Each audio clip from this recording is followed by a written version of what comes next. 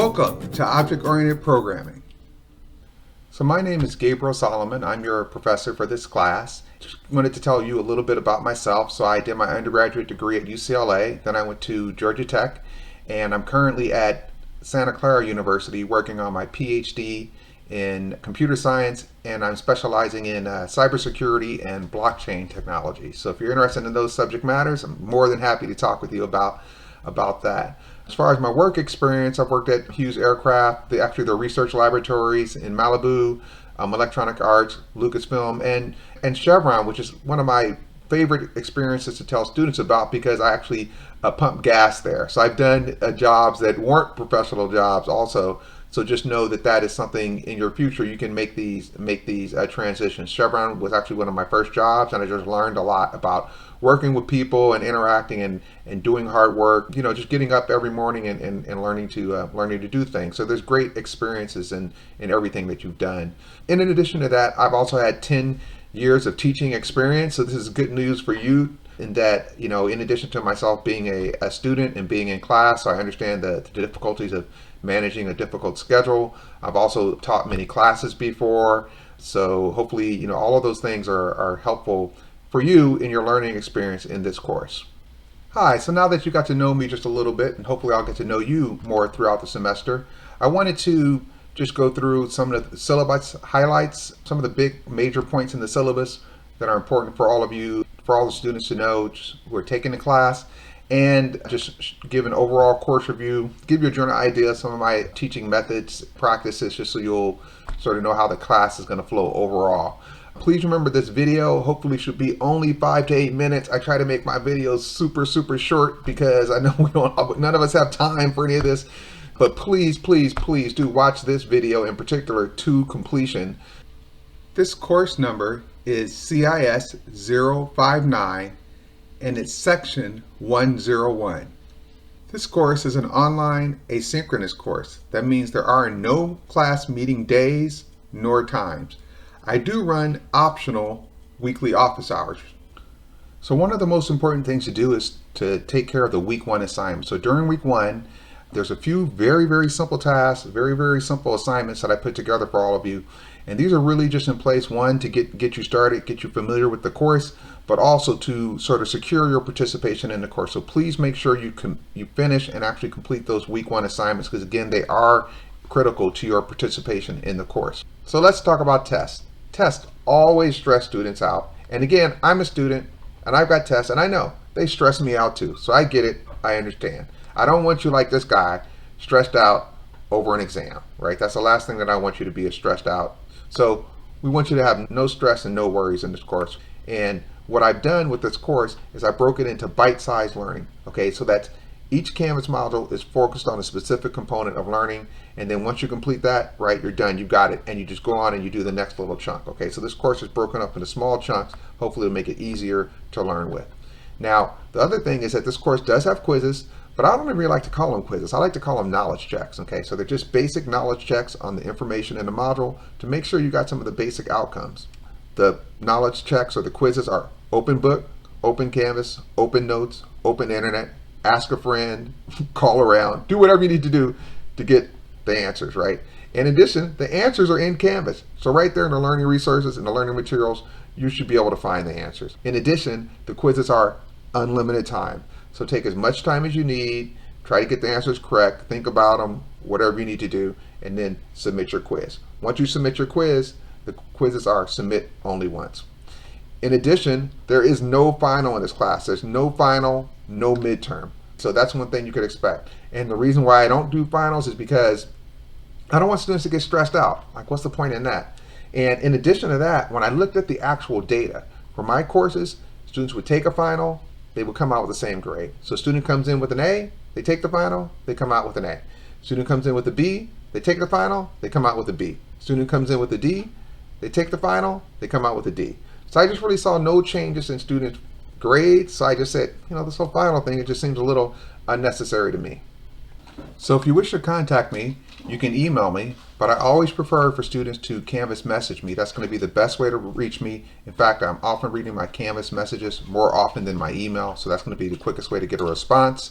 I also do have my cell phone here, so you can text message me and I will receive those text messages, but only do this if it's an emergency. Again, I'm watching my Canvas messages very actively, so you can always be guaranteed a response from me if you Canvas message me. So in the Canvas menu, you'll find the home page, and on the home page there's a lot of really useful information for all of you to look at, so make sure you take a look there.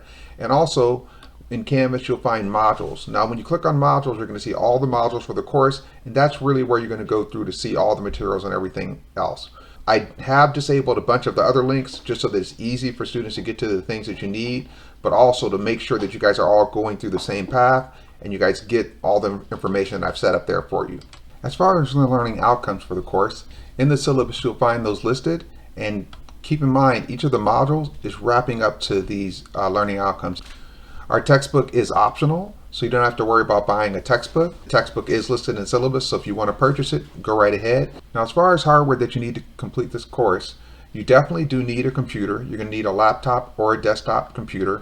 In general, students should not need to purchase a new laptop or a new computer for this course. Your existing laptop or computer should work as long as it's within 2 to 3 years old. Around that range, those computers are usually fine.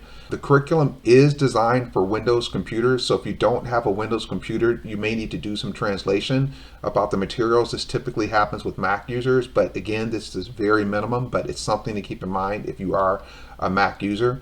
Now, I can tell you which computers work on this course right out the box. Windows computers do work, and when I say Windows computers, I don't mean Windows tablets or Windows Surface computers. If you have one of those computers, please message me immediately and review the hardware requirements for the course. A Linux computer will also work for this course, and a Mac computer will work for this course. One of the things that I've noticed with Mac users over the years is that Mac users sometimes have difficulty administrating their machine. So they don't fully understand how to administrate or install software, how to navigate their computers. So that is something that you may need to work on in order to better understand how to work with this more technical course. As far as which software you would need for this course, this is a technical course, so there is software that you'll need to install on your computer. In general, students should not need to purchase any software for this course. All of that software will either be open source, free, or something that you have access to as a student at this college. So let's talk about submitting work. Now I get it, I understand, I'm a student myself, and I know there's going to be situations that happen throughout the semester where, hey, you might miss a deadline, or you might be late, you might be working late up against a deadline, even though that's not recommended. You know, start early on your assignments, of course, that's the best thing to do, but hey, sometimes things happen and you might turn in something late. It's okay.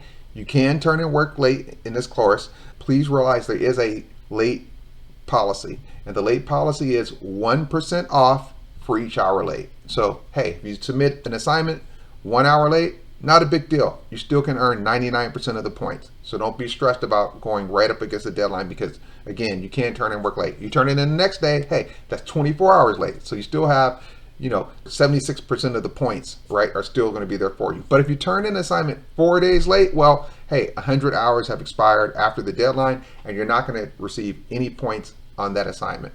Now, if you submit it, I will grade. Whenever you submit it, I will grade it, and I will give you feedback no matter what, so you'll get that learning out of it.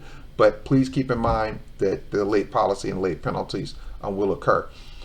I am firm with this policy because I think it's a very student-friendly and fair policy. So most of my students, this has worked smoothly for them. It hasn't been a problem, but please, again, keep this in mind. And again, the best thing to do to earn the most points, because as I'm a student too, I get it. I want to get A's and I want to give A's. The best thing to do is just submit the work on time. Once you start submitting it really late, the points just keep getting deducted, and that usually doesn't work out for the best. So my recommendation is, even if it's not 100% done, even if you're not 100% complete, submit something, right? You always want to submit something so that I can grade and get points, but submit it on time and you're going to have the best results with that. Now, one thing to keep in mind is that there is also extra credit. So even if you do, something happens, right? You have a really bad week, things get out of control, or you have some trouble managing some other class and you forget about this one. Hey, it's okay. It's not the end of the world, because there is extra credit. Okay, there's a lot of extra credit. The extra credit does have a deadline. Okay, So there is a deadline for extra credit, which is about 75% through the course. And the other thing to keep in mind with the extra credit is that it's already set up for you. So you don't have to ask me for it or do anything. You can just do it. Okay, and you can start doing extra credit now. So hey, if you want to get some extra points right now, things are slow at the beginning of the semester, do one of the extra credits. Several of them are usually pretty easy, and that'll give you some extra points to help boost up your grade. Okay, so to find extra credit, go into Canvas, go to modules, and you're going to need to scroll all the way down to the bottom because that's where I had to put the extra credit. And you'll see it all there just waiting for you. A lot of good learning opportunities in there for you with extra credit too. So please take advantage of that if you'll get worried about your grade. At the bottom of the syllabus, there's a table and it has a week by week breakdown of the whole semester. So this is going to show all the dates and all the weeks, the topics and the assignments and labs that we're doing. Again, please look at Canvas for exact deadlines and due dates for everything because that is going to always be accurate. In this table, though, you can also see the holidays, and if we have a course meeting that conflicts with any holiday, then you're going to see that. If there's spring break or anything like that going on this semester, you will also see all of that information right there for you. So I just want to thank all of you for watching this video. I really appreciate it. Hopefully it was helpful for you to get a start in the class very smoothly. If you have any questions, definitely just feel free to reach out to me. I will respond.